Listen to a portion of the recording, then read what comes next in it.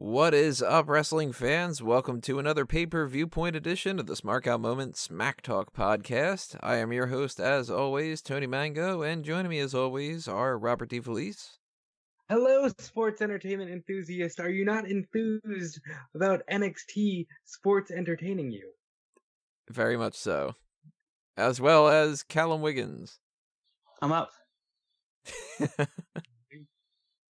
I'm left. Should have gone with I'm right. Then I could have been spinning that into the whole, my opinion's right, or I don't know, fucking something else. But you're never right. Two rights don't make a left, guys. Up, down, down. We'll get there somewhere. If you don't know what we're doing here, it is the Pay-Per-Viewpoint post-show for NXT TakeOver 25. We just got done watching that a few minutes ago, and we're going to give you our first impressions of that event. 5 matches on the card, a pre-show to precede that, and we invite you to do the same on the way throughout this whole hour or whatever we're going to be doing. So drop your comments below on the YouTube page and hit that subscribe button and ring that little bell. And if you are listening to this on something that isn't on YouTube, go to the page on smarkoutmoment.com or go to the YouTube for that matter and leave a comment there. So, first things first, pre-show. I was kind of in and out of it, trying to rush and do 15 jobs at the same time, but I didn't have a single note from what I had seen, and I tried to listen to the majority of it if I wasn't actually actively, eyes on the screen, and the only thing that I had written down out of the entire thing was Tommaso Ciampa said that he has been cleared for, quote-unquote, non-active competition or something it was. Non-contact physical activity. For some reason, my note went away, and that's why I'm making this up on the spot about that. Yeah, non-contact activity. So that is great news to hear, because at least he's one step closer to somewhere getting in the ring at some point. Other than that, though, I didn't have anything for the pre-show. Did you guys? Pat McAfee said something, and I thought I'd remember it, but here we are at the post-show, and I don't remember it. Yeah, I thought the show was happening an hour later than it wasn't, because I got my time differences mixed up, so I didn't check it out. I managed to correct myself enough time to get there for the main show, but by that point it was 5 minutes left of the kickoff show. So I only saw Tommaso Ciampa being awesome and the back end of the Gargano Adam Cole hype video. Did you guys check out that Target takeover thing? I did not. No. I had watched it a couple days ago because they released it earlier than what they had originally said, because they had advertised it as being 6 o'clock tonight, 6 p.m. Eastern, and they put it up 2.5 days ago or something instead. So I was just all right, I'll check it out then. And to be honest, I didn't think it was really all that worth to watch. So if you missed it, I don't think you really missed out on a whole lot. But it was still just an extra little, it's kind of basically what the video package was, but that they released it ahead of time. That's essentially what it was. So you got to see Gargano take the title to his old stomping grounds. I got that in my head now that I just rearranged pay-per-view stuff. And Adam Cole basically wrestling on house shows saying I'm going to win that title. So that's about it. Before the actual show 100% started, we're getting that little pre-show hype kind of thing where the commentators are there, and this is Beth Phoenix's first night as an official TakeOver commentator and everything like that. And I thought it was pretty interesting. Nigel said something that I don't know if it was him actually saying it or if it was a prompted line. I'm assuming it was prompted. He said, NXT will prove again that they are the true alternative. Which to me can only be, for the most part, either something that he threw out there and they tweaked the wording, or that they said, we need you to say this because we need to get this point across of, if you don't like WWE, you should like NXT. The phrasing of the true alternative to me is just sort of I don't know, I kind of got a bad taste in my mouth from it. I'm so glad you said that, because you justified the news post I made saying that he seemingly took a shot at AEW, because that's the way I took it, because they're constantly hyping themselves as an alternative, but to go out of your way to say, we are the true alternative in pro wrestling, that's a shot. I don't know if it's a shot at AEW, but it's definitely acknowledging AEW. Yeah, I don't know if it's really so much like, haha, screw you, AEW sucks, but it's something that they wouldn't have said without AEW having come along, because they never really referred to themselves as something that is really can be taken into the context of, if you don't like what we're doing on Raw and SmackDown, pay attention to this thing. They really didn't do that before. It was more so like NXT is a great source for action, or just all positives, not any kind of negative implication.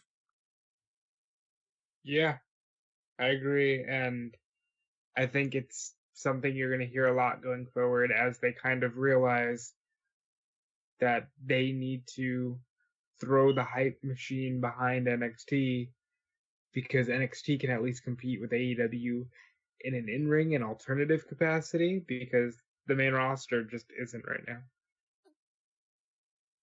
I'd see it more as a shot against WWE more than AEW. Really? It just seemed like we're the true alternative for sports entertainment. I know it does reference the fact that AEW sees themselves as the new alternative coming forward, but I think you wouldn't be saying that if you didn't think there was a need for an alternative.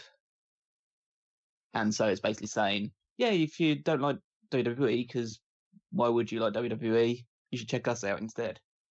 I think it's both. It's taking shots at both of them, because it's saying, if you want an alternative, then look at us, not AEW. And of course you want an alternative, because WWE sucks. So you kind of take it more as maybe like Triple H putting that out there as like, look, guys, I know. Well, I mean, but stick you with see, us. I mean, you can tell by, I don't know, we'll talk about it later on, but like the Tyler Breeze and Velveteen Dream hype package, it was basically them taking shots at the fact that the main roster completely ruined Tyler Breeze. Mm-hmm. So yeah, he is taking shots at Vince in any way that he possibly can. Meanwhile, Vince is looking at it and going, that's some good shit. That's good shit, Hunter. That's so you. That's so you, Hunter. Take me down, yes. Yeah, so how did you guys feel about Beth? I liked her. She adds nothing, but better than Percy Watson.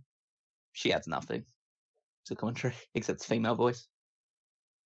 I think that she's gotten quite a bit better since when she was on the Mae Young Classic. I just, you don't need 3 people in commentary. No, I'll just keep saying that. Clearly, there must be a mandate that they need 3 people, because no brand doesn't have the 3 people. For that matter, I don't think you need 2 people if you got Mauro and Alo. I mean, I've been saying for the longest time I'm not the biggest fan of Nigel, but at the same time, Mauro has enough energy and enough skill and knowledge that he could just riff on his own. Yeah, I'm sure he could, but I don't mind. Like, I'm a bigger fan of Nigel, so I'm happy for him to be part of it. I just think that she is better than Percy Watson was, but they're both just there to add. It's just a case of like saying words for the sake of words. Mauro is chocolate, Nigel's strawberry, and there must be vanilla, so it's that third slot. See, I like vanilla ice cream the best out of that. So That doesn't surprise me. I don't know why. For some reason, that seems like very you, Tony. Is it because I'm like pale as all hell? For that matter, while we're talking about commentary, Nigel seems like he's forcingly being over enthusiastic. I don't mean this in a bad way. It just seems like he's somebody who grew up listening to Jim Ross and Vince McMahon being so over the top that he's trying to emulate that. More so on the Vince McMahon side, I think. But I don't see that, because he was like that when he was commentating for Ring of Honor. So I don't think he's changed his style just because he wants to be Vince McMahon. That's just like the style that he wants to put forward, and he's been consistent with it. Whether you like it or not is another matter, but I don't think he's changed it due to the fact that he's being on NXT. No, but he might have approached that as the style from that inspiration to begin with, even in ROH. Yeah, and whether you like that or not is down to your own personal preference. But I don't think he's fake. Maybe I don't think he's faking the enthusiasm. I just think he's exaggerating it. I need to hear him say unbelievable and oh my god, what a ride. And final note on announcer people. I like the new ring announcer, Alicia Taylor? Yeah. I'm not too sure how to assess her yet. It was fun. It was fine. Like, she did the typical. She's already been trained in typical WWE announcer style to rush through the 1-4 thing, so the crowd can't cheer along. Because why would you give the crowd something to have fun with? That is weird. That they won't even let them do it anymore. You know, it's immediately like just run right through it. I mean, part of me understands that more than some other things they do to annoy the crowd, because essentially it's the crowd trying to make it about themselves, which I think a lot of WWE and NXT fans are entitled in that way. With the things like the 10 count outside the ring, even though time is just long gone. The when they chant things like they obviously didn't do that in this show, but when they chant things like "We are awesome" or stuff like that, it's like it's that point I just go, well, you deserve to see some shit then, because that's what you're all about then. I don't know. I'm kind of like 50-50 on that. I think that if the crowd doesn't have enough to keep themselves interested to not do that, then it's WWE's fault for not putting on a better show. That's true, but if it is a show like NXT where they are delivering stuff and they still do that kind of thing, then you just go in. Then they're just being douches. Yeah. But the 1-4 thing, that's harmless. Oh yeah, that's harmless. I've started to really turn on the too sweet thing after the 2 count. I've never been a big fan of the too sweet thing. And I understand the reason for it, but the reason is dumb. And it just means that you're not actually paying attention to the near fall. You're just waiting for the 2 to go so you can do your silly chant. What about Kevin Nash thinks? I wonder if he gets royalties every time that's it. He's good at manipulating deals, so he might have figured that out. Nope, they own the click. I'm pretty sure the only person getting royalties for Too Sweet are Vince McMahon, Triple H, and maybe, if they're being nice, Shawn Michaels. Well, our first match on the card was Matt Riddle against Roderick Strong. I thought it was a very, very good pace. Hard-hitting kind of action, more so than I thought that it would be even. Really liked it. Thumbs up. Matt Riddle wins by pinfall. That's the only thing I didn't like. Because it seemed to establish, once again, you need to have a pinfall finisher. You can't just have a submission guy, even though Matt Riddle should totally just be a submission or knockout guy. You know? Well, he did win his first match against Cassius Ohno with a pinfall. No, he didn't. He won by knockout. Didn't he, hit him so hard in the head that... No, he pinned him after that. Oh. Okay. But I am fully with the idea that you should have multiple finishers. Mm-hmm. Every wrestler should have 3 to 4 finishers, or big signature moves that occasionally win matches against smaller guys. If Matt Riddle was having a TV match against Conor Reeves, he should be able to beat him with some kind of suplex or something like that, just because it makes near falls more significant. Otherwise, you're just waiting for them to do their one move before the match is over. I could agree with that. So I'm happy with them establishing this. I don't even know what to call it, because it's it looks originally like it's going to be some sort of cradle tombstone pile driver, but then it lands on Roddy's back instead. So that makes it look weaker to me. It doesn't look. It basically looks like a really convoluted looking power slam. Oddly enough, Mora repeated the phrase "Bro Derek" twice, and I don't know what 62-year-old actress Bo Derek has to do with anything that happened there, unless she spent a lot of time on her back. So I don't know. Well, it's the one thing with Mara that you either love or hate is that he'll get any reference that he possibly can into his commentary, as tenuous as it is. He's just like, all right, what came out this week? Godzilla? All right, I'm going to get King Ghidorah in there somewhere. He did. Yep, it happens. This match had a very New Japan feel for me. Very hard hitting, very strong style type of match. Like they were both doing a lot of striking, which I think is interesting because a lot of other matches you obviously see the strikes and the super kicks and all that other stuff, but then it's into a load of holds and rest holds. Where this was kind of, they were doing suplexes and slams every now and again, but the rest of it was just beating the shit out of each other. And that made it look really real. Like, you could kind of watch this and think, these two might be kind of handy in a cage. And obviously we know Matt Riddle is handy in a cage, but Roddy was right there with him. Yeah, I thought this was really well told, really physical, really aggressive, and establishing a new finisher is good. And fighting out the submissions was really good as well. So yeah, I thought this was a great match, great opener.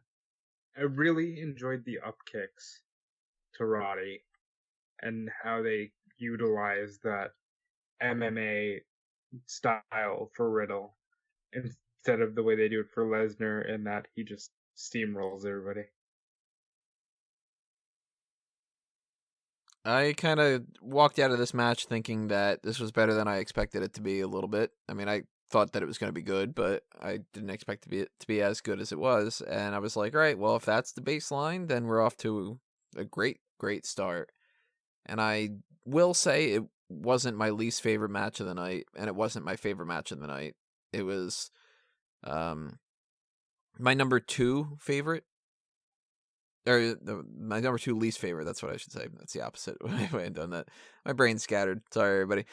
And but that's that's not a 5-match card though. Like, this is still a great match. That's the thing, is this ended up being like, this set a good tone for the rest of the night.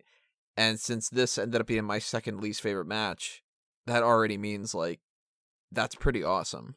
And it's very close to the other one, too. So it's not even like, well, the other one's garbage or anything, because that wasn't the case. I actually really enjoyed every match on this card. So, spoiler alert for that. I'm going to give them all thumbs up. I think that this was a good way of establishing Matt Riddle as somebody who I think is going to be potentially the next champion. We're going to get on that in a little bit. But how do you guys feeling they're going to take Roderick Strong after this? Is this leaning in any particular direction, or is this just, sometimes you lose? And then let's move on. Getting that North American title. No, I don't want to talk about it until the main event. Okay. All right. We'll hold off on that, because Fair enough. I agree kind of with both of you, oddly enough. Usually we have a thing in the crowd where they'll show off somebody from the WWE main roster in some capacity. You know, it's like Charlotte's in the crowd and she's watching it. Yeah. Then she's sitting in the same seat as somebody else, so they'll just cycle them through. Sometimes it's people that are new to the company. This time around, we did the Legends thing. It's Road Dogg and Shawn Michaels, which gives even more credibility to the idea that Road Dogg is working in NXT now. And that's been a rumor that's been going around for a little while. Makes sense. If he did not like the way that SmackDown was working, and if he wanted to stick with WWE, why not work in NXT? So just go with your buddy and have fun. Yeah. Seemed like he was having fun. And the girl next to HBK just didn't know how to process that, which is kind of funny. I hope that that Road Dogg's introduction into the NXT team hasn't coincided with NXT TV being a little off recently. No.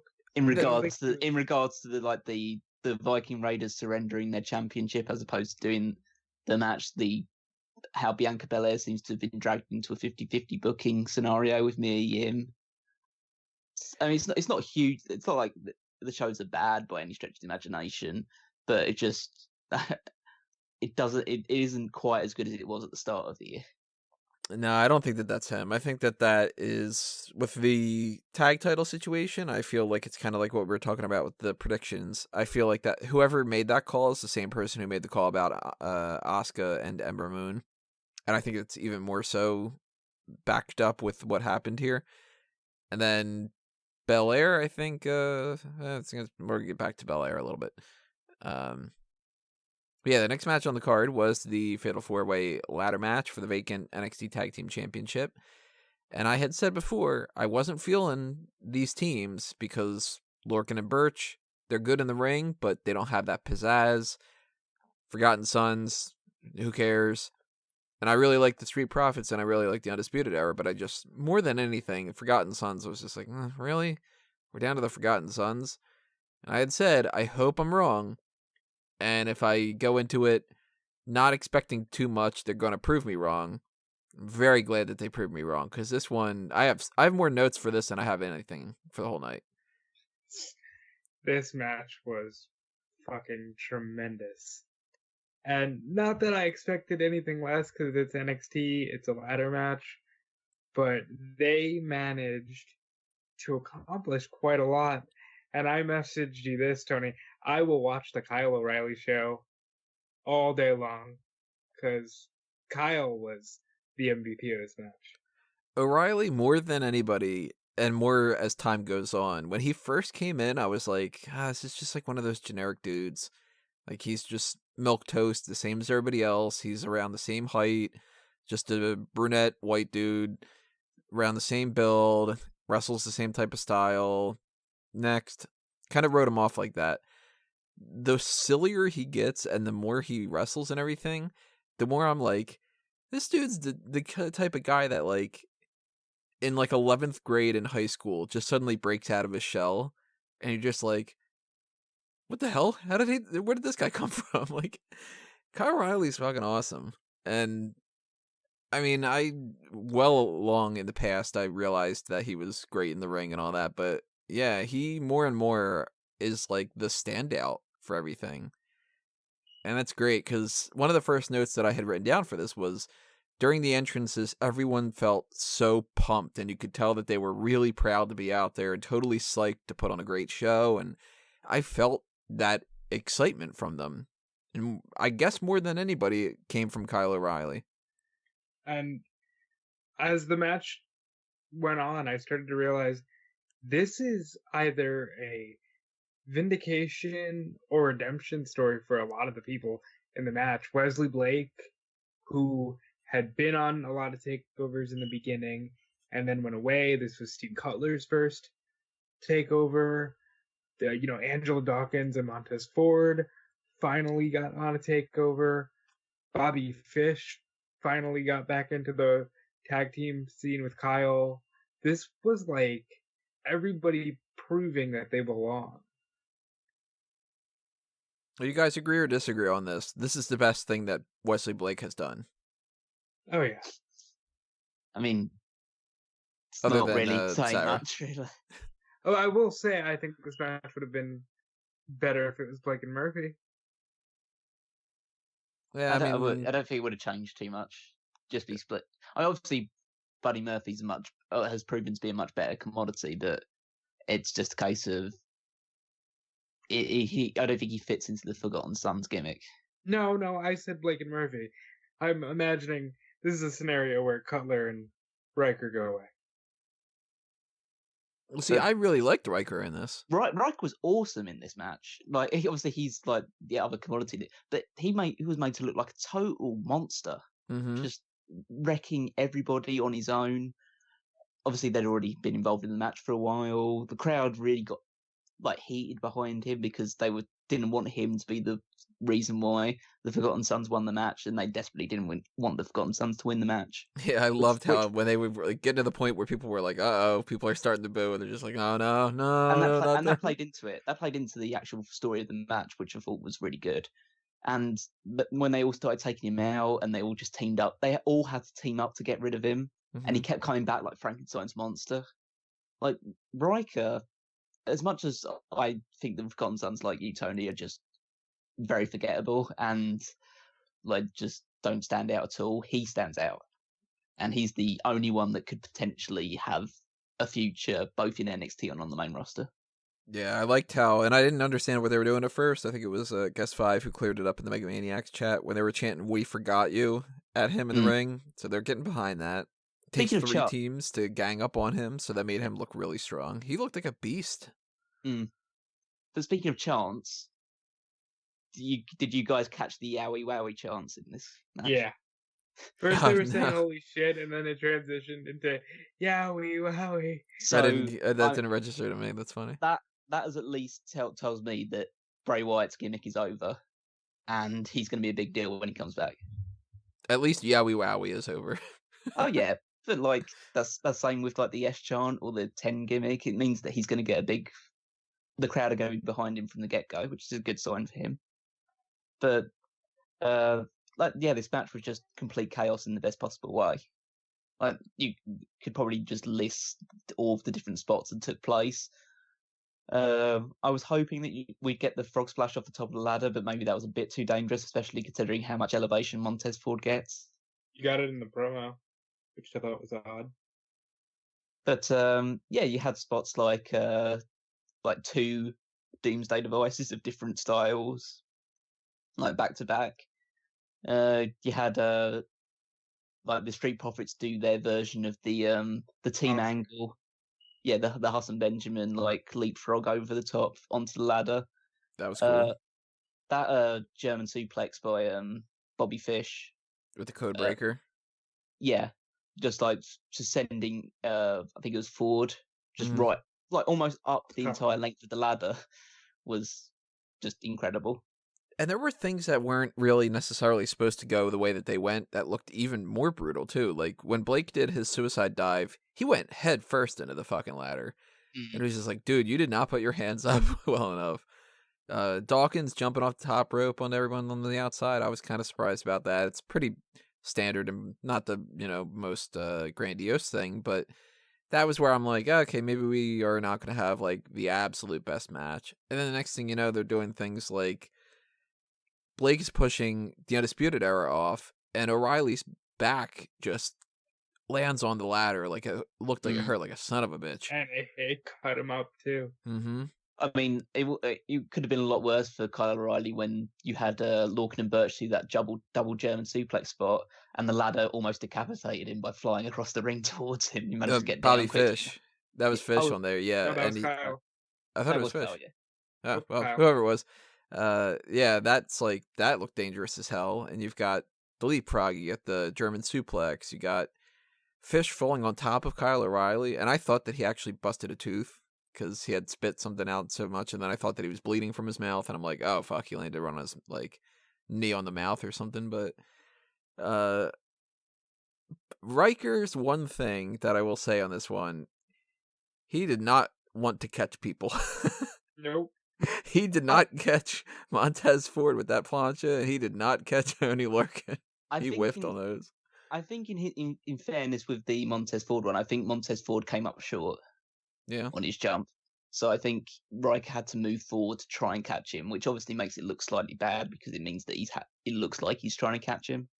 But I agree with the Oney Lorcan one as well. You probably need to get a bit more behind it. But then again, it's a 200 or something pound guy flying through the air on top of you, and you've got nobody else to support you doing it. So I can kind of understand it. It's not quite Miz dropping R-Truth, that sort of thing. Montez Ford in this match was almost to the level of Kyle O'Reilly, where he must have just been so ready and so proud and hyped that at one point early in the match,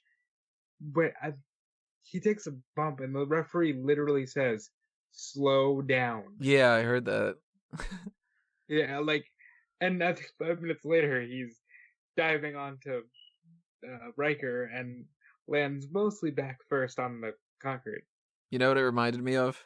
When Drew McIntyre was in the WLC match. Where it's like, oh, you're just jumping into nothing, aren't you? Yeah. Yeah, Ford and O'Reilly and Riker were the 3 standouts to this, and all the other people played their parts super well too, though. That's the thing. It wasn't like a 3-man show. This was everybody doing something. Even somebody like a Cutler, who I have never been the biggest fan of Cutler. He did his part perfectly fine when it was like, if it's time to take a bump, he took the bump, you know? They did a really cool Scorpion Death Drop and kind of curb stomp on the chest double team. I also they kept talking to each other throughout the match, but in the way that a team would, like when they're doing the double ladder on the next spot, you literally hear them saying, "Okay, now turn," as if they're working together as a team, not like, all right, we had the spot worked out for the last 5 hours, you know? I like that a lot. We're not going into the choreographed spot. We're telling each other on the fly to do it. Yeah. I got the feeling both from the previous match and this match that it's amazing that in the Undisputed Era, you have the guy on top who's a wrestler, and then you've got 3 guys surrounding him who are fighters. Because these guys look like they could all handle themselves in an actual fighting situation, whereas Adam Cole is just a wrestler. He's a great wrestler, but he's just a wrestler. That's fair. And we had this whole setup of the whole idea that the Forgotten Sons were being toyed around with the whole, like, or that the crowd was being toyed around with the Forgotten Sons, where it's like, you know, are they going to win?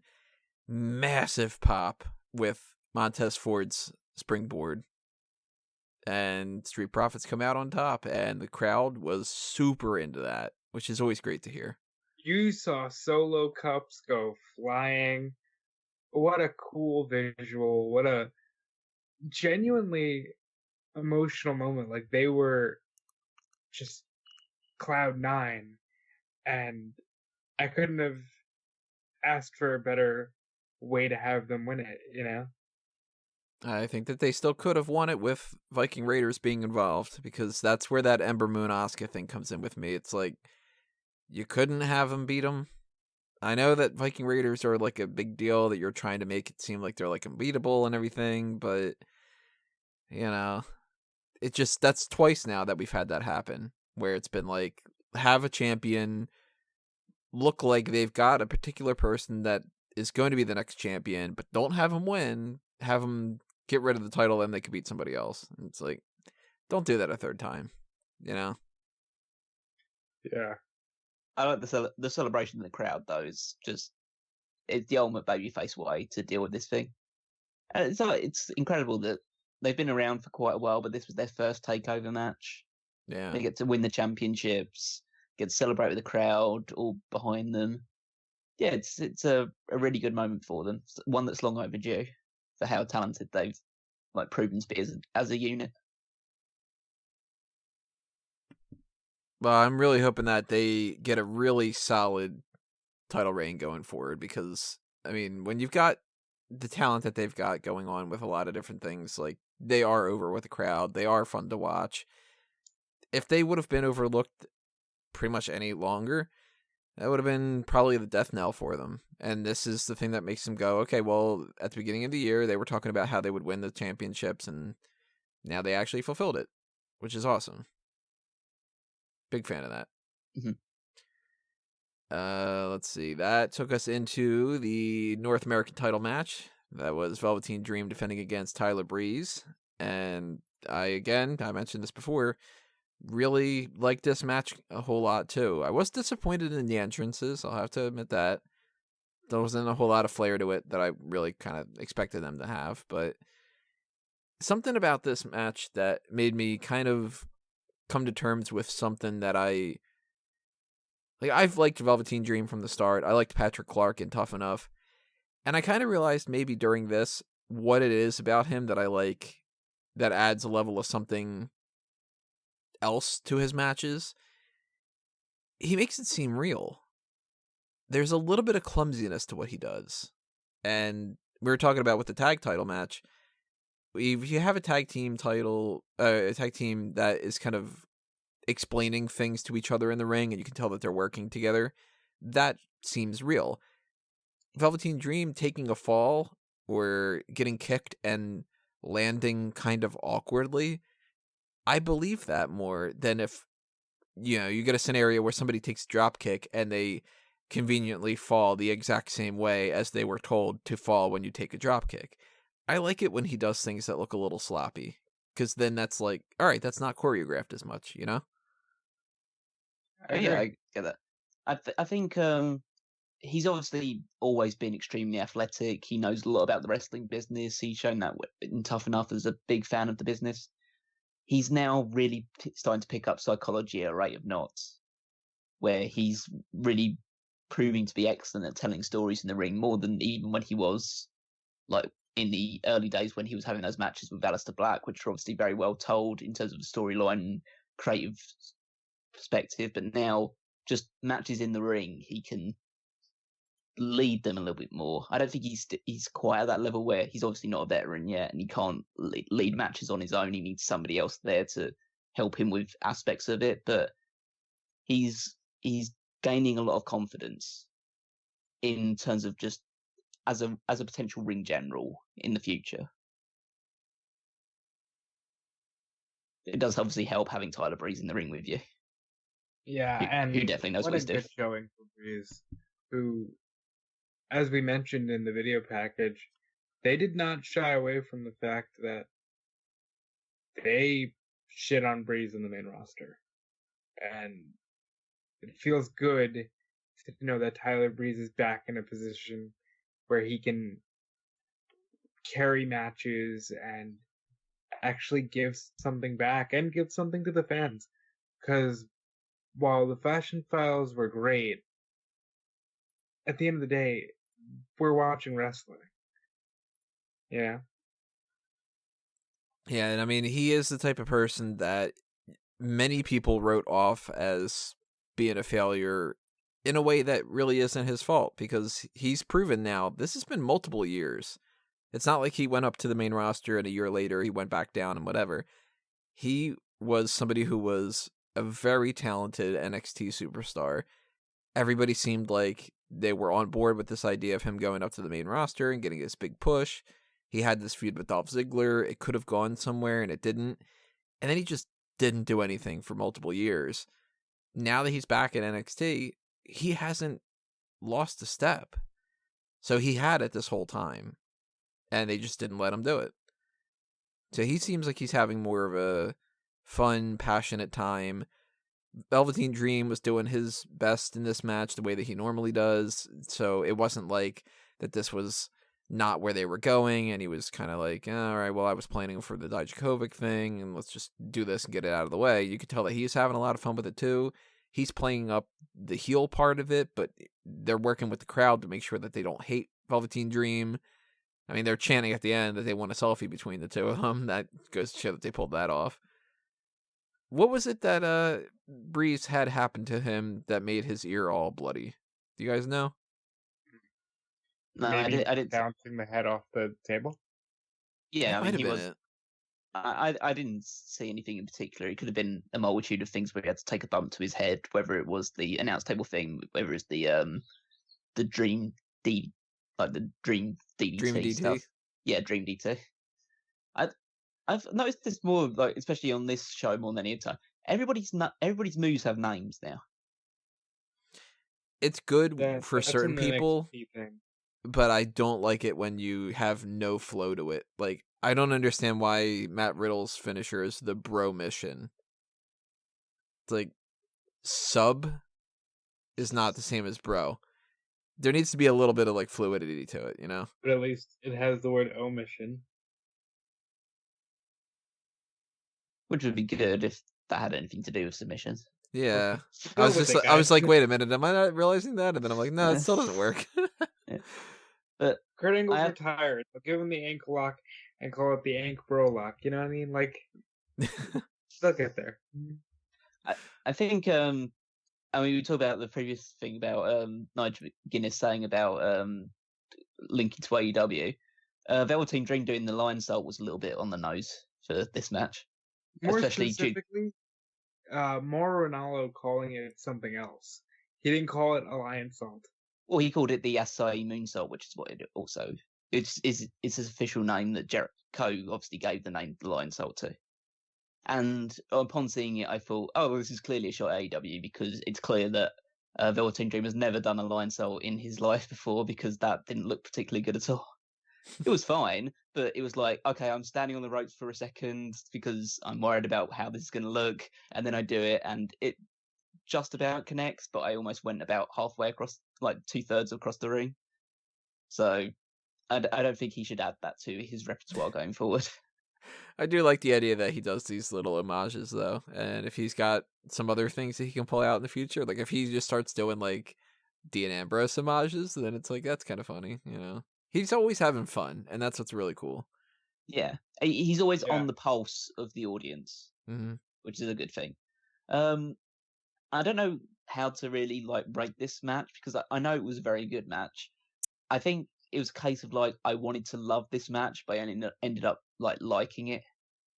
Mm-hmm. So maybe I went in with too high expectations about it, but it still was I'm not going to deny it was a very good match.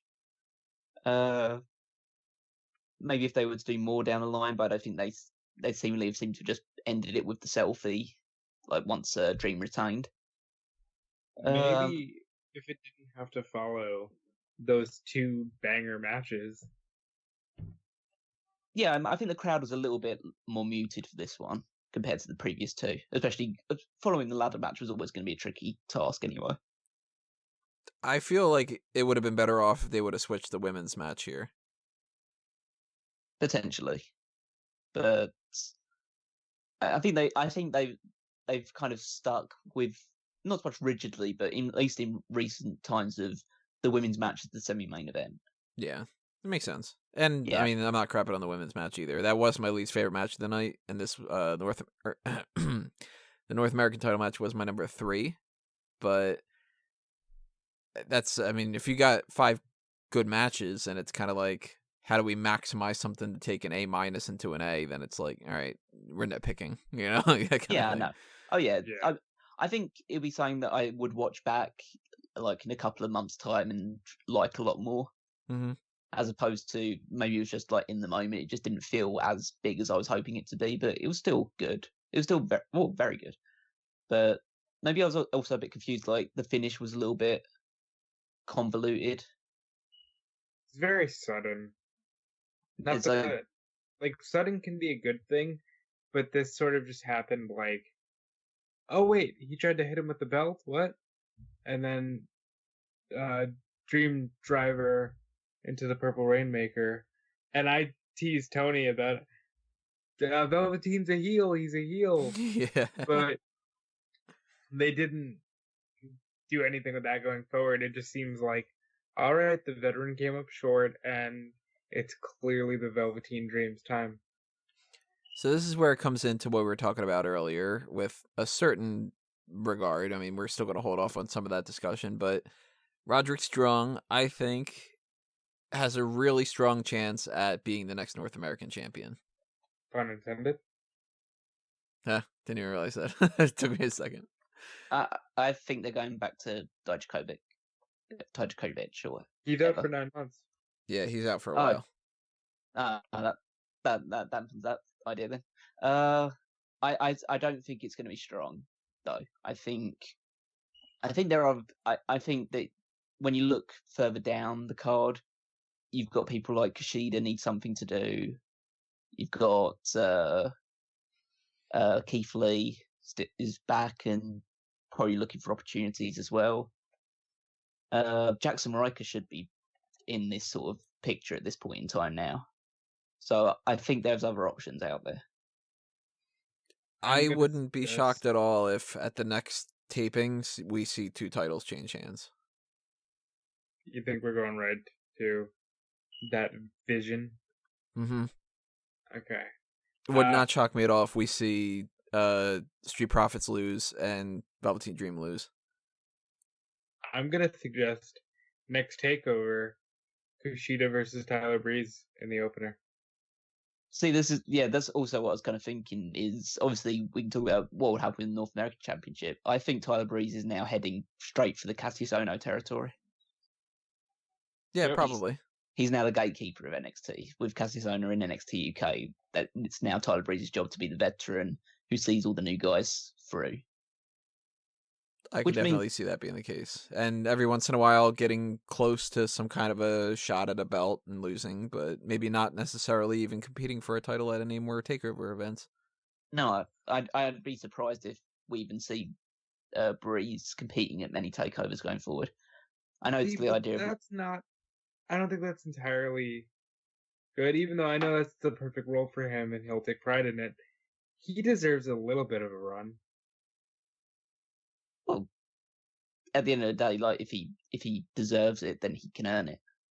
He's only been back a couple of weeks. if he proves to be at the same level that obviously this match was a good start, but if he continues to prove that he's at that level still, then I'm sure he will get more opportunities. But you've kind of got to start from scratch again. Yeah. How did you guys feel about this Damian Priest vignette? Because that is Punishment Martinez. They said before that he was changing his name to that. They kind of pushed that off to the side a little bit when they rearranged the Gargano feud. And he was going to be feuding with Adam Cole, but they kind of just said, like, let's just not air that and whatever. And now they're kind of pushing him as somebody to be like a brand new person, sort of. Feeling it? I think it's good. Fresh starts are always good, especially for a guy like Punishment Martinez, who, I'll just say it, that name was stupid. And he's mid-30s, I believe, already, so you have to work quickly to maximize the potential. But we've said this before, he's Baron Corbin that can wrestle. I think we kind of wait to see. It was only like a 15-second clip, so it's hard to really gauge what his character is going to be besides the fact that he gets tattoos. So what was his character before? Well, as far as from what I saw on Ring of Honor and stuff like that, he was kind of just a big, scary, like, killing machine. And he has tattoos. Oh yeah, and he has tattoos, obviously. But He used to be guy who has tattoos. Now he's guy who has tattoos and continues getting tattoos. I thought there was a rumor going around that WWE wasn't allowing tattoos anymore. Well, how would that work with certain guys? Yeah, certain tattoos if you were Aleister Black. But it's just a case of, I'm sure he'll be. He was very good in Ring of Honor. I assume he'll be very good on the main roster. We're just interested to see what they do with him. It kind of, maybe I'm reading too much into it. It looked kind of like the Dean Ambrose New Japan promo video in terms of like the little like knife things that he had in his hands and stuff like that. I think that might have been a little bit of a play on that. Yeah, I can see that. Well, how fast do you think they shot the promo? It could have been with their production ability and like the rate in which they can work. I could see of them doing it in the last week or so. I mean, it wasn't too complicated. It wasn't too long, so nah, they could have done that over the course of a short amount of time. Yeah, but you never know. And maybe it was just a weird coincidence. Yeah. Either way, that didn't do much for me to be all like, Damian Priest, whoa.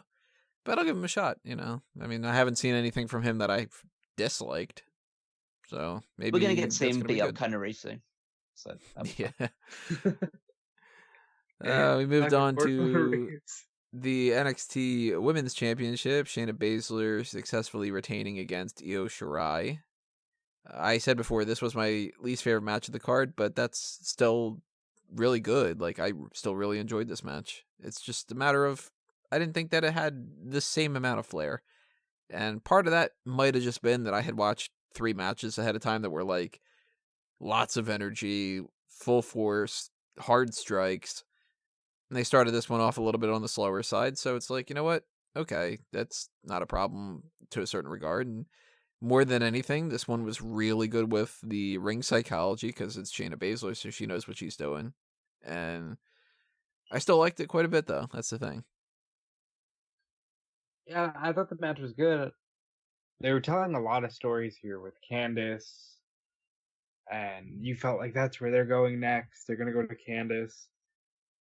But then Io beats the shit out of Shayna after she loses, so they're sticking with that, I guess. I don't know. Good match, though. Yeah, I thought I like the fact that Shirai was kept very serious throughout the entire thing. Obviously, she enters with the smile on her face and everything, but as soon as she's in the ring with Baszler, the smile's completely gone. The slap across the face early was a good way to just get the crowd excited about it. And then you're straight into the Baszler psychology of using damaging the elbow very quickly, going to work on it, mixing a few high spots from Io Shirai, but a lot of actual just brawling as I wanted it to be. So yeah, it was really good. I like one of the nice like little touches I liked was Shirai did a bridging German suplex at some point and had to release it because she'd had her arm worked over. So that's like just a little detail which shows they're really paying attention to how the match is laid out. I didn't like so much the reference that Maranello gave on commentary of loves the smell of napalm in the morning. Seemingly confusing the fact that Io Shirai is Japanese and not Vietnamese, but like yeah, just American history, you know.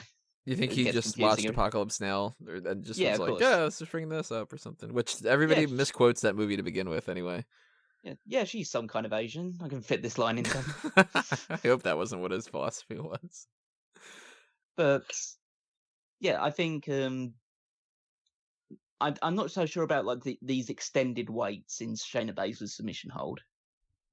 I think more often than not, she should be making people tap out or pass out very quickly in the hold. And only on special occasions should it be. I don't know, takeovers are only special occasions and there's only 5 of them a year, so maybe you can get away with doing that every takeover. But I didn't think it added anything to have Io Shirai hold on for like 30 seconds as opposed to holding on for 10, let's say. They were determined to make Io a star here because I felt the same, that she was in that hold for forever.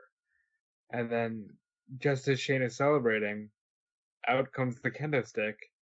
And at first I thought it must have been Candice beating her up. But they seem to really want to push Io.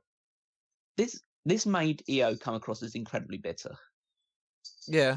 Like a very sore loser action to do. Because even though she was distracted during the match by the arrival of Jessamine Duke and Marin Schmidt, yeah, they obviously paid her attention well, but Candice LeRae was there to even the odds, so it meant the distraction was minimal. And she was able to get like in a level pegging situation with Baszler, and she lost when Baszler countered one of her holds into her submission. It's like that's a reasonably clean way of winning the match. And yet she decided to go on the warpath of kendo stick because she was upset of losing, not because she got screwed. They even kind of made it a point to point out the idea that she wasn't focused on Shayna Baszler. And I forget if it was Morrow or if it was Nigel, or actually it might have even been Beth, but I'm pretty sure it was Morrow, saying the idea of like, why is she paying attention to Duke and Shafir? Candice has this covered, turn around.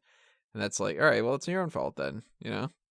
You're sitting there watching Candice beat them up like you're a spectator. You're in a match. So her doing that whole attack afterward, I don't know where they're going to go with that. Does that mean that they just kind of keep this going and drag it out even more? Because I hope not. And I also don't think that that's going to be the case. I think that Mia Yim's challenging for the belt at Toronto. And maybe since this has a little bit of time left before that, because Toronto is... was it August? What? That's 6 weeks away. So that's 6 weeks. So if they've got the whole 6 weeks that they need to do some kind of a build for some other things and work some other people into the mix in the meantime and all that. That up. It's like 10 weeks. Okay, I thought it was a little bit longer than that, but maybe that's where. What is the taping schedule? It's something like July 14th or so. I think June 30th is the next taping.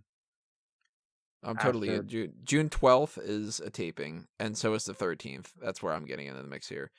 And then they're doing another one sometime in July. I don't have that written down off the top of my head.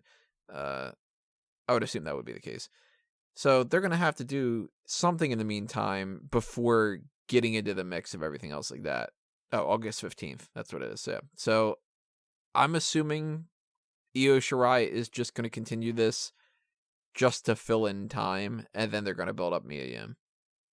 Yeah, I think they'll have some sort of hardcore, no disqualification type match at the tapings at some point where they'll do some sort of shenanigans thing where it's no DQ, but it's only between those two, where it's only a disqualification if Shafir or Duke or LeRae get involved. So it's between those two. And then anything else goes as long as it's just those two in the ring. And I then don't even think they're going to do anything that crazy. I think they're just going to have an ODQ match, and then they're going to come out and do all that all over again. maybe. But then I think that would be a transition for like Baszler to retain again. You build up Mia Yim as the next challenger, and then you turn EO on Candice, and that's the other feud. I think they definitely have an Extreme Rules match within 2 or 3 weeks on NXT TV. Mia Yim fights Candice. Winner goes to Toronto, and I still think it's going to Candice. I think they're going with Candice in War Games. How much longer can you wait, though? Like, she needs to do something. Well, that's soon. why. Well, that's why I think she's going into the feud with EO, because EO will snap based on the fact that she loses another title opportunity. She'll turn on Candice. They'll have. Hopefully, I mean, I would like to see. And I know there's only ever like 5 matches on takeovers, but I would like to see Candice and EO as one of the matches on Takeover Toronto, and then you have Mia Yim and Shayna Baszler in another match. I'm sure you could do that. I know there's a lot of male talent on the roster that needs to get on there as well, but it's getting a little stale with the fact that there's only ever one women's match on takeovers at this point. Has Candice never participated in a takeover? She Not just did. well, I In guess a match, like Tony. yeah, she's never been Oh, on a main card like- match. No, Actually, like in a match. No, I don't think she has. Yeah, that's shocking. She arguably came in as maybe the hottest American signing on the women's division, and they haven't utilized her at a takeover. That's really surprising. but yeah, I think that would be a good way of establishing Candice a little bit more as her own character, because as I've said multiple times before, she still comes across as Mrs. Johnny Gargano, Mm-hmm. and she needs to have her own character and her own like drive and her other people's motivation to want to see her win beyond the fact that people like her because of what she did on the indies, or the fact that she is married to Gargano, or the fact that she's just a nice person. There needs to be more behind it than that, and having a feud with Io Shirai would be a good way of establishing her more. I kind of think she's going to go with Belair afterward, but we'll see. Who knows? We'll figure it out a couple weeks from now and sort that kind of stuff out. Speaking of Belair, do you think Belair kind of becomes like a Becky, where she's really featured on NXT, but she never wins the belt? Kind of seems like that at this point, but maybe if they end up giving it to Candice and Belair sticks around long enough, maybe Belair's the one that takes it from her. I guess we don't know if there's a push right now to not bring anybody up. Yeah, who knows? I mean, it could change in 2 days. It could be a completely different story. Yeah, I imagine like a lot of people are kind of digging their claws in right now. At least that's what I'd be doing. So they, after this, put up a little thing saying that they were announcing another event, because we don't have enough pay-per-views, of course. And it's going to be NXT UK TakeOver Cardiff. This is the second NXT UK TakeOver of the year, which kind of coincides that they would do one at the beginning of the year, one towards like the third quarter of the year, and balance it out that way a little bit. And it's going to be on August 31st at 3 p.m. Eastern. So that means there's a little bit of a gap maybe between that and All Out, depending on when All Out starts and their It'll likely pre-show. start at 7 again. So if this is 2 hours long, there might be a 2-hour gap from the end of NXT TakeOver UK and Well, the start of All Out. Typically speaking, NXT events are 2.5 hours. Yeah, I mean, this one was 7 to 9:30. So if this starts at 3, they end at 5:30. That gives you more than enough time, which is really good. But still, that's going to be one hell of a pain in the ass week. Because imagine that week we're going to do NXT predictions, All Out predictions, NXT coverage, not be able to do a post show, probably, and then do that whole stuff with All Out and whatever. You And do a post show of both. I have no idea how we're going to balance that out, but we have a month and a half to figure that out, 2 months, I guess. It's June 1st. I'm realizing what my date is again, and my brain. Yeah, so no matches announced for this takeover event, but I assume that pretty soon they're going to be doing those next set of tapings, and we're going to start to figure that out a little bit after that. But what are you guys thinking about the idea of another UAK takeover event? Well, they need him. So, yeah, that's good. Yeah, if you're going to have the brand, you have to keep the takeovers fresh to keep it in everybody's mind. As far as the matches, I'm of the belief that since they're going kind of head to head with All Out, that they need a big main event, whether that's Pete Dunne and Walter in a cage, or British Strong Style and Imperium in a War Games. I don't think that'll happen, but I'm just saying they need a real big attraction. They need something more than just Pete Dunne gets another singles match against Walter. Even though that is like the biggest match that they've had so far and all that, they've already done the rematch. And that's not going to be the type of thing that makes people go, oh my God, I have to see that. Fuck All Out. It's not going to happen. It is kind of funny, though, that they booked it on the same day as that. And I'm curious if they had that planned or if this is one of those things where they're just like, let's see what happens. And let's put our D brand into the mix and, you know, kind of track it. I don't know. I think they probably had the UK takeover scheduled and All Out came and, threw their schedule off guard. Yeah, I don't think in an ideal situation, I don't think either one was determined on the other one. Like, obviously, they didn't announce this one until now, but I think they probably were planning to do it on that kind of day and have decided to stick with it. And it's not too much like, I think it's more of a case of, yes, they want, obviously, viewers on it, and if they do it beforehand of All Out, it shouldn't affect how many people view it. And they're also doing it for a predominantly UK audience anyway, so. Yeah, they're not doing it at 3 just because, we got to get it in before All Out. Right. They're doing it at 3 because it's 8 o'clock UK time. Yeah, and that's very convenient because, man, if they would have booked a regular takeover event, it would have been at night. It wouldn't have worked out all that well. That's kind of funny. Where do we go from there? That was the main event then, at that point, the NXT Championship. Should mention also that Stephanie McMahon was in the audience. Yeah. What do you think she's going to debut on NXT? Well, I think the more interesting thing was sitting just a couple of seats away from Stephanie McMahon was Britt Baker. Oh, really? Yeah. It's kind of funny.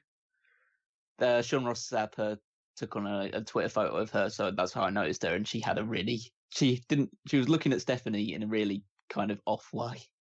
It's just like, that's fun. Okay, yeah, you're getting the limelight. I'm about to watch my man wrestle, that kind of thing.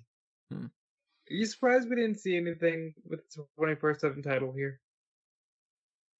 A little bit. It's across all brands, so I'm a little surprised. But maybe they suggested it, and Triple H just went, "No, this is actually important."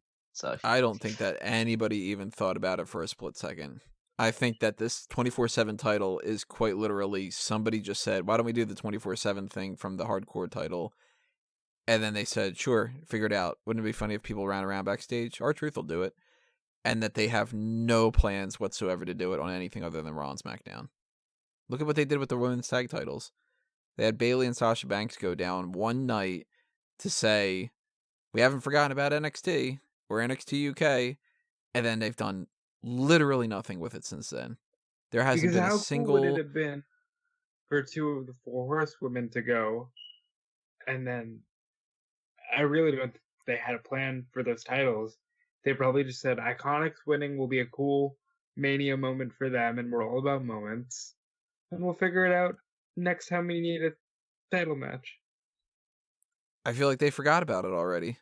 And this 24/7 thing is not a priority. So if we go through all of 2019 and there's the 24/7 title on anything other than Raw and SmackDown. Like, if it pops up legitimately on 205 Live instead of just Jake Maverick saying, "Oh, I think I saw our truth backstage."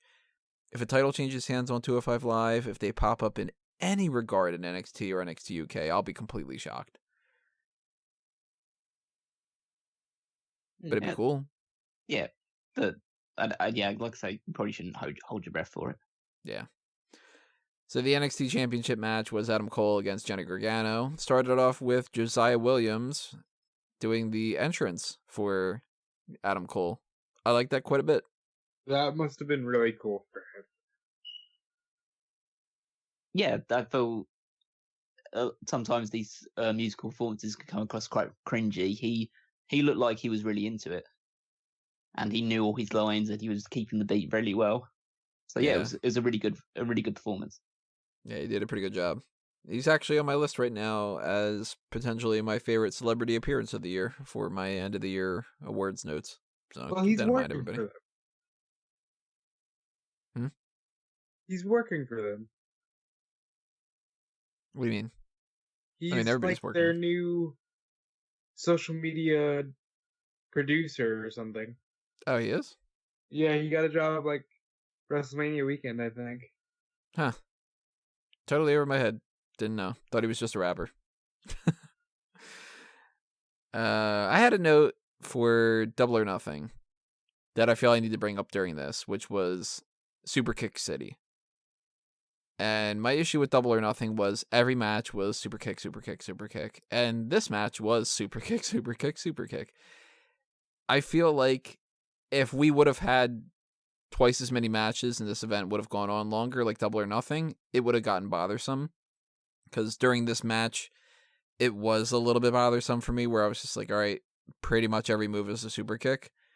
But I still think that this match, even though it had a little bit of a rough start to it, not rough, but like it didn't quite start off as perfectly amazing, still ended up being a rock solid match and my second favorite match of the night.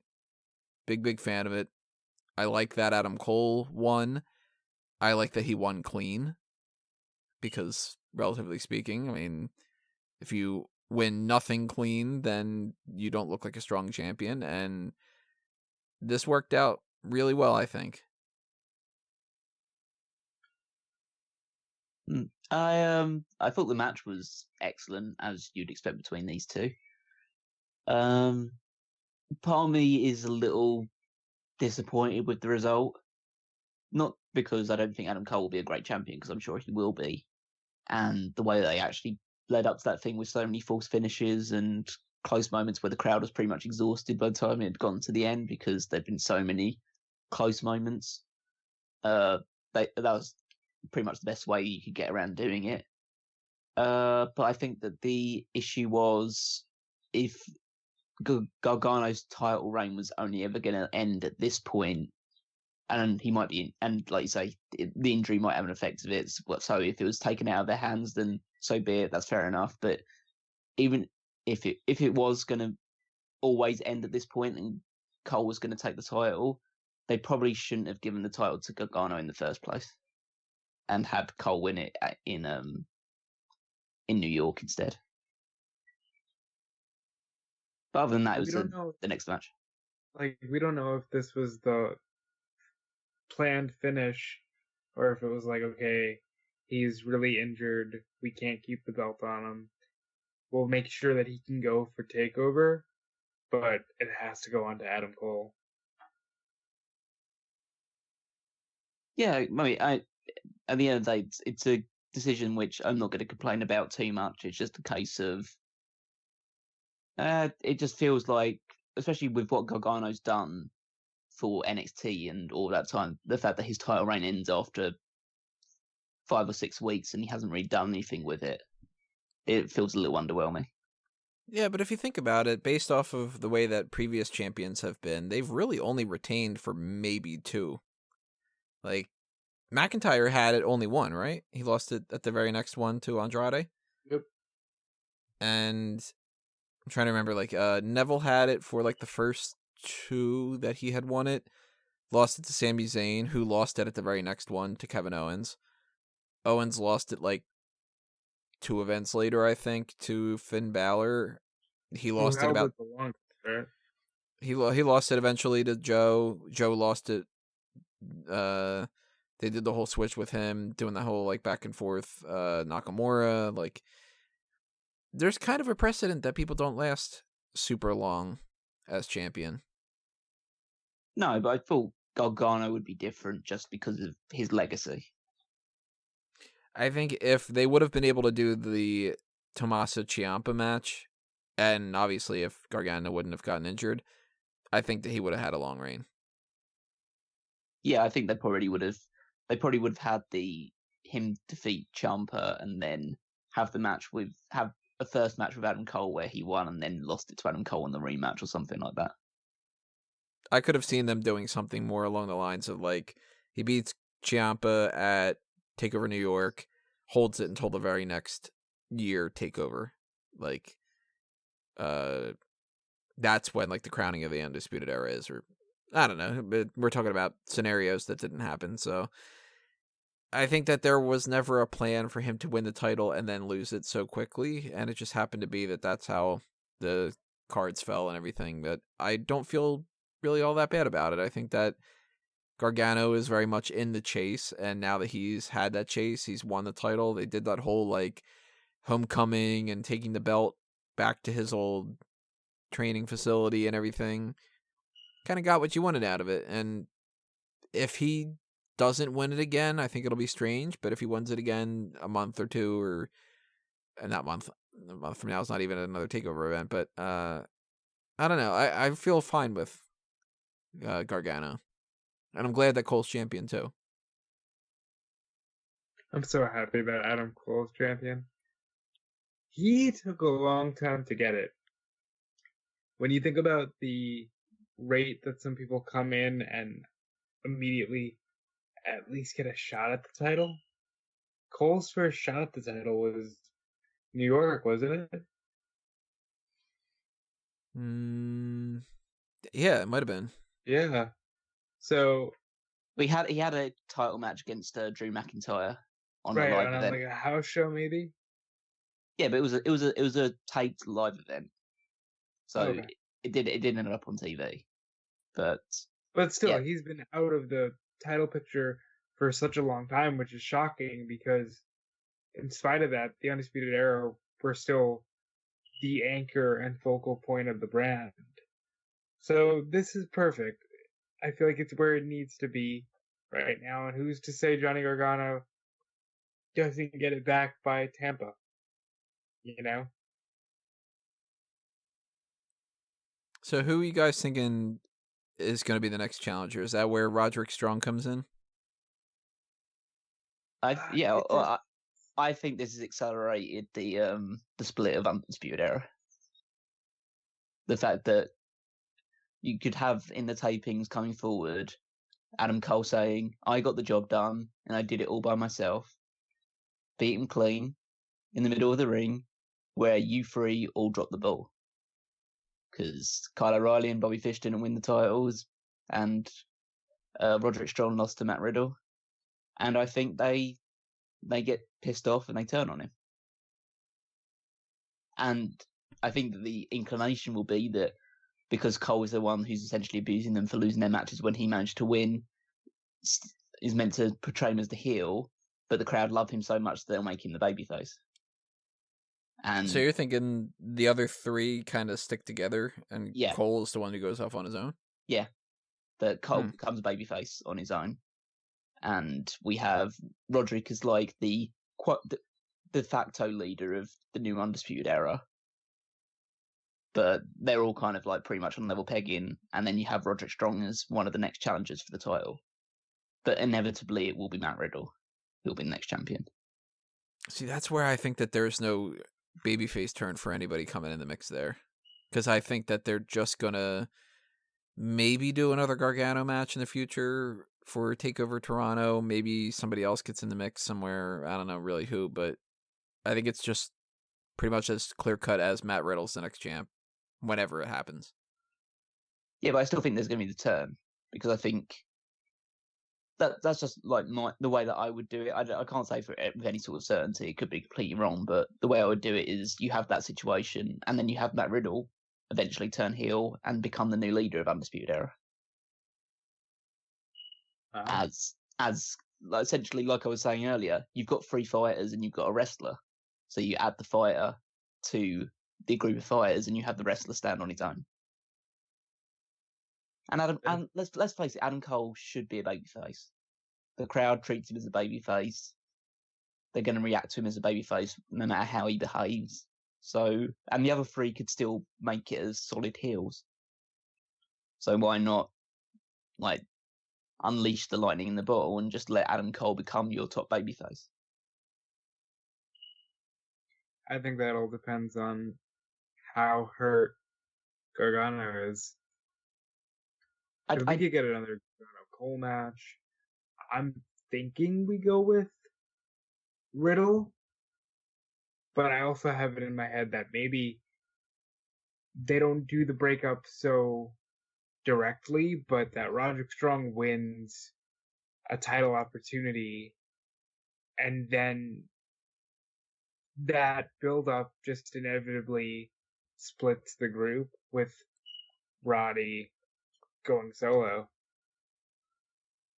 I do inevitably see this situation of Cole being the only one that won playing into things going forward. Whether it does initiate a split immediately or down the road, essentially Cole is going to harp on about the fact that because he won clean and won on his own, there has to be a reason for that. Did you find it interesting that they did the spot where he's literally calling them down and they don't show up? That is another thing I think they could use. It's like, well, I was calling you. Where the hell were you guys? You know? See, I think that's where this is going to come into play over the next set of tapings, where they're going to institute this idea of you need to prove yourself and you need to win some gold, because I said that we were going to win all the gold and I did my part. You go out and you do yours. And then that's where I think, as much as it's a happy moment for the Street Profits to win, I think that they lose. And I think that Velveteen Dream, what the hell, what am I fucking merging them together? Velveteen Dream loses as well. And we've got enough weeks that we can set up this idea that if Gargano was injured enough that he wasn't wrestling and they just had him come out, lose this match and whatever, if he needs more time off, Velveteen Dream loses the belt to Roderick Strong. Velveteen Dream challenges Adam Cole at the next TakeOver. Maybe Tyler Breeze is the one that fights Roderick Strong for the North American title. Or Keith Lee fights Roderick Strong. And Street Profits get not a singles match, but they get a one-on-one with the Undisputed Era for the tag titles. Shayna Baszler gets her whole follow-up of Io Shirai on TakeOver on television. And then we set up the Mia Yim thing. And I think that that's where we're kind of going. Just because you can have Velveteen Dream get out of the way. Kushida can be another challenger. Keith Lee can be a challenger. And that gives you plenty of time for Gargano to heal up and even Ciampa to heal up. I like everything you said except you left out Matt Riddle. Because I think Matt Riddle comes in next year at WrestleMania. Not like he waits until he doesn't appear on TakeOver in the meantime. I don't think that. But like maybe Matt Riddle has a different match at another this next TakeOver. Maybe it's like Matt Riddle against I don't know, Damian Priest.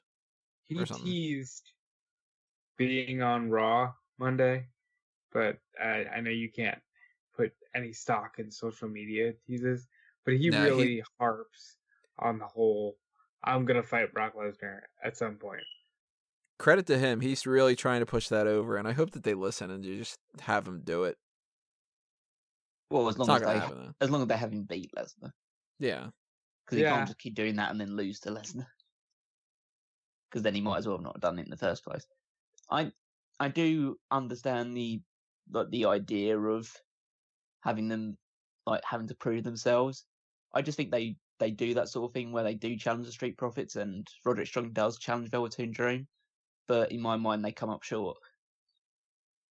and then Cole gets in their face even more about it and says you don't deserve to wear the badge or anything along those lines, and then they get pissed off and turn on him. Why can't I just have a happy stable? Tell him. Well, why? Because you're a wrestling fan. Well, damn it. And also things have to change eventually. And that's part of the reason why, like, I hope Gargano's out for a long time, because I definitely don't hope that he's out for a long time, but I don't want him and Adam Cole always being in the main event of these shows. They're great matches all the time, but you got to freshen things up every now and again. Like 2 shows in a row with them having it, it's like, yeah, let's move on to something else, and then maybe revisit it a couple of, like, 2 or 3 takeovers down the line, if that's where the chips are falling at that point in time. Not just throw it on because, oh shit, we don't have anyone else we could put in the main event. You've got tons of people you could put in the main event. There you go, Kona Reeves. It's your time. Damn. Well, we'll figure out what happens with the next takeover over the course of the next few weeks when we do all of our usual coverage on smarkoutmoment.com of all the TV tapings and everything else like that. So stay tuned for that stuff on smarkoutmoment.com. And while you're clicking on different things on different parts of the website and stuff, make sure that you follow us on Facebook and Twitter at smarkoutmoment, and you check out the TeePublic and the Redbubble shops for the merchandise side of things. Hit up that Patreon if you got some spare change you want to toss our way. Check out fanboysanonymous.com for everything that I've got up on there. Tomorrow morning, you will be seeing a post that I had been promising to write up in a while, but the first of what I hope is going to be a series called Ending the Marvel Universe. And I finally got 10 minutes to write that up today. So that's another new thing there. And this week, was it Dark Phoenix comes out? So that's another thing to keep in mind. And we're going to start getting into, obviously, the hot tags are coming up next for this channel. And then we've got Super Showdown coming up. So we got the post show and the predictions to go along with that. Not in that order, because obviously it makes no sense. But yeah, those things are happening. Lots of things happening right now. So just keep clicking around and keep following us and liking us and sharing us and doing all the other kind of stuff like that. And it is all going to be greatly appreciated, everybody. I am done with my plugs on my side. So Callum, what do you want to toss out there? Well, you can follow me on Twitter at Wigmeister14, and you can check out the power rankings on Smark Out Moment, as well as all the other weekly stuff on the website. I'm also currently working on an article related to NXT TakeOver 25, where I'm ranking the top 25 NXTs in order. Obviously, there has been only 25 NXT takeovers, so I'm going to just rank them from 25 down to 1. Of course, that is only my opinion, and you're more than welcome to disagree with it, but only after you've read the article and let me know what you think. So that hopefully that'll be live in the next couple of days after hearing this, so keep checking out the website for that. And 2001 Wrestling Odyssey, check out all of the episodes we have on the YouTube channel or on podcast, however you're listening to us. Episodes for January, February, March, April, May, special on WrestleMania X7, me and Rob, and occasionally Tony, just going back through history in the year 2001. And that's it for me, so pass it over to Rob. Alright, and for me, you can check out Instagram and Twitter at DudeFelice. Check out eWrestling News. I was posting news there most of tonight. You can check out The Ring Report, WrestleZone.com. I'm on their Facebook Monday through Thursday at 5 p.m. answering live questions about people asking whether or not AEW is going to invade WWE. Outside of that, because we don't have enough going on, I believe me and Callum next week may be reviewing New Japan's Dominion, which will feature Chris Jericho and Kazuchika Okada for the IWGP title, and maybe some Jon Moxley talk. So stay tuned to that. Stay tuned to Spark Out Moment, and you're all beautiful. Yes, thank you for all your support, everybody, and thank you for leaving your comments below and telling us what you think of what we think of TakeOver 25 and what you think of TakeOver 25 or anything else you leave a comment with below, unless it's something like, this isn't the movie, because, hey, do that on Fanboys. We will see you next time, everybody, with the hot tags. For now, that'll do us in, though. This has been another Smark Out Moment, and we're being counted out.